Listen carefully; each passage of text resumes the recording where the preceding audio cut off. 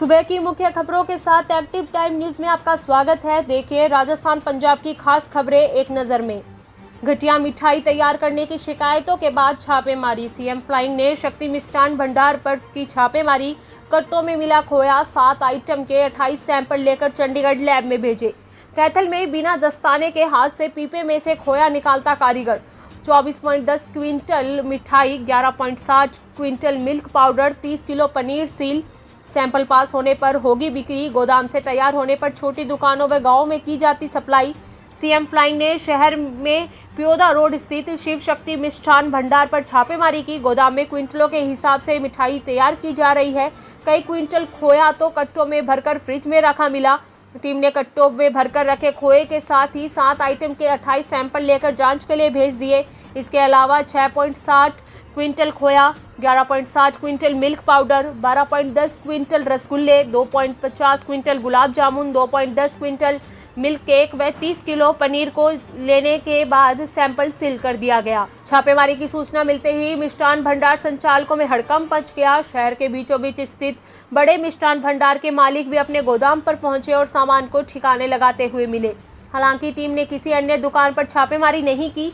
Team के सदस्य अब अंदर सैंपल ले रहे हैं तो दुकानदार बाहर ग्राहकों को मिठाई बेच रहे हैं।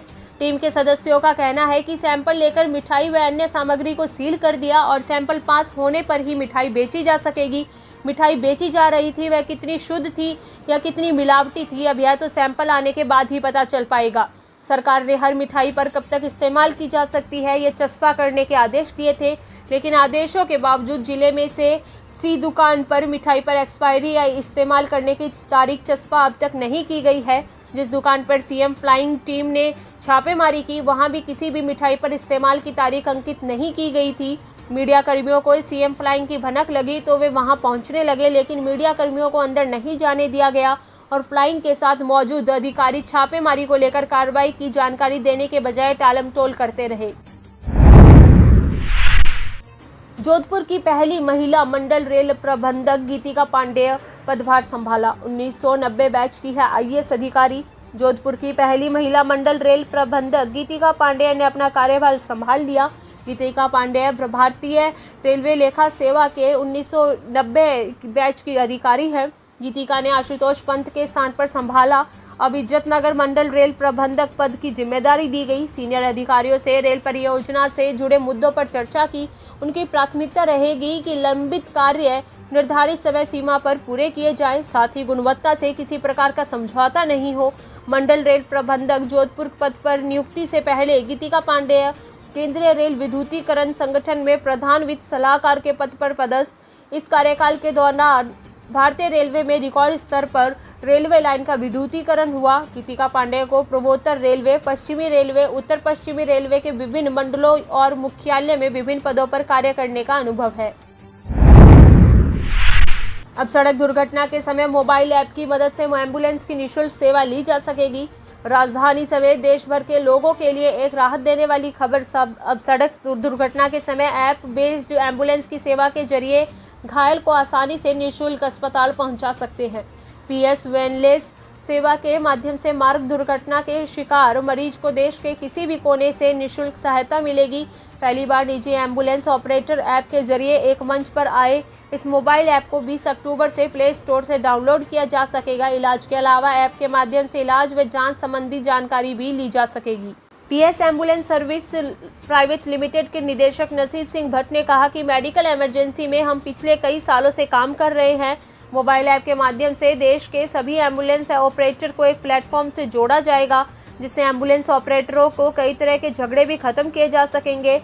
मोबाइल ऐप के जरिए देश के किसी भी कोने में मरीज चिकित्सा संबंधी सहायता ले भी सकते हैं। इसमें सड़क दुर्घटना के शिकार मरीज से किसी भी तरह का शुल्क नहीं लिया जाएगा। मरीज के एम्बुलेंस में आने वाले खर्च पीएस एम्बुलेंस सेवा द्वारा दिया जाएगा। इसे देश के सभी छोटे बड़े अस्पतालों से जोड़ दिया जाएगा।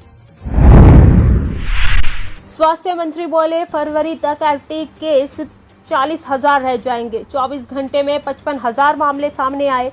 देश में कोरोना के कुल एक्टिव केस अभी 7,73,325 हैं। नए केस लगातार कम हो रहे हैं। इसी बीच केंद्रीय स्वास्थ्य मंत्री डॉक्टर हर्षवर्धन ने कहा कि साइंस एंड टेक्नोलॉजी मिनिस्ट्री ने दुनिया भर के वैज्ञानिकों से कोविड के मामलों का प्रेडिक्शन मॉडल तैयार करवाया। रिसर्च में सामने आया कि भारत में कोविड के मामलों में अगले 3-4 महीने तक गिरावट जारी रहेगी। फरवरी तक एक्टिव केस 40,000 रह जाएंगे। वैज्ञानिकों की नेशनल सुपर मॉडल समिति ने दावा किया कि देश में कोरोना का पीक सितंबर में भी आ चुका है। फरवरी 2021 में कोरोना खत्म हो जाएगा। इस समिति ने IIT हैदराबाद और IIT कानपुर समेत कई नामी इंस्टीट्यूट के एक्सपर्ट्स शामिल हैं।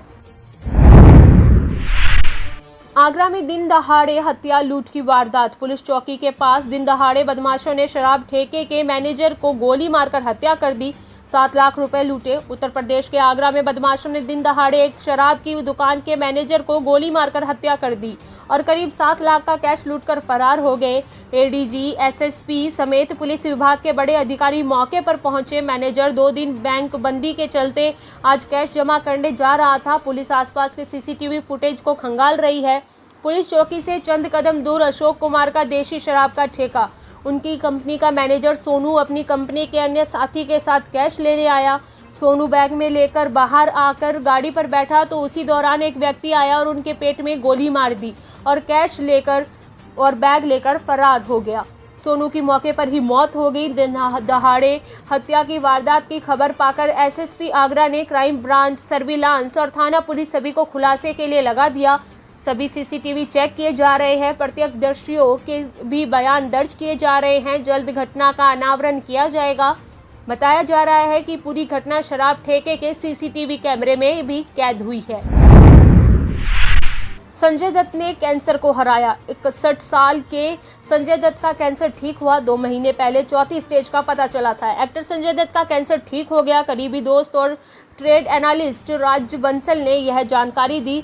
कोकिलाबेन अस्पताल के सूत्रों ने भी इस बारे में बताया। संजय दत्त और उनकी पत्नी मान्यता भी ऑफिशियली डिक्लेयर कर सकती है। 61 साल के संजू की positron emission tomography PET report सामने आई, जिसमें वे कैंसर फ्री पाए गए।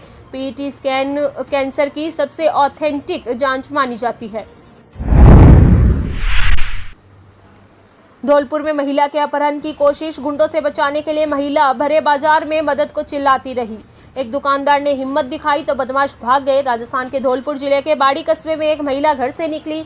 इस बीच एक जीप की उसके पास आकर रुकती है और उसमें से 2 लोग उतरकर महिला को उठाने की कोशिश करते हैं। इसी बीच वहीं तमाशा देखने वालों की भीड़ जमा हो गई।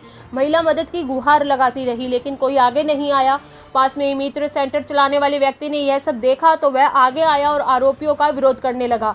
घटना एक दुकान के बाहर लगे CCTV में कैद हो गई। इस मामले में पुलिस की लापरवाही भी सामने आई। पुलिस ने घटना के करीब 5 घंटे बाद केस दर्ज किया। पीड़ित ने बताया कि उसने पहले भी पुलिस से शिकायत की लेकिन कोई कार्रवाई नहीं की गई। इसके चलते आरोपियों की हिम्मत बढ़ गई। यही वजह है कि उसके अपहरण की कोशिश हुई। पीड़ित ने अपनी नंदोई और उसके 5 साथियों पर अपहरण की कोशिश का केस दर्ज किया है। फरीदाबाद में धरपकड़। पुलिस ने 2 दिन में सुलझाया लैपटॉप शोरूम में चोरी का मामला। 3 गिरफ्तार। पहले भी कर रखी है चोरी और झपटमारी। फरीदाबाद में लैपटॉप के शोरूम में चोरी का मामला पुलिस ने 2 दिन के भीतर सुलझा दिया। क्राइम ब्रांच के द्वारा इस मामले में 3 बदमाशों को गिरफ्तार करने के साथ ही 11 लैपटॉप बरामद किए गए। इसके अलावा आरोपियों ने जिले में चोरी और झपटमारी की 5 अन्य वारदातों को अंजाम देने की बात भी कबूल की। आरोपियों की पहचान लक्ष्मीनगर दिल्ली निवासी नरुल, मोहम्मद एजाज और सिरका के रूप में हुई है। मिली जानकारी के मुताबिक बीती 16 अक्टूबर को फरीदाबाद के सेक्टर 10 स्थित लैपटॉप शोरूम का शटर तोड़कर चोरों ने लैपटॉप चोरी कर लिए। 17 को जब चौकीदार शोरूम खोलने पहुंचा तो शटर टूटा मिला। इसके बाद शोरूम के सेक्टर 14 निवासी निदेशक सोनपाल ने पुलिस को शिकायत दी थी। इस मामले की जांच ऊंचा गांव क्राइम ब्रांच के प्रभारी जगमिंदर नागर को सौंपी गई। अपने आसपास की खबरें देखने के लिए हमारे चैनल एक्टिव टाइम न्यूज़ को सब्सक्राइब करें और बेल आइकन को प्रेस करना ना भूलें।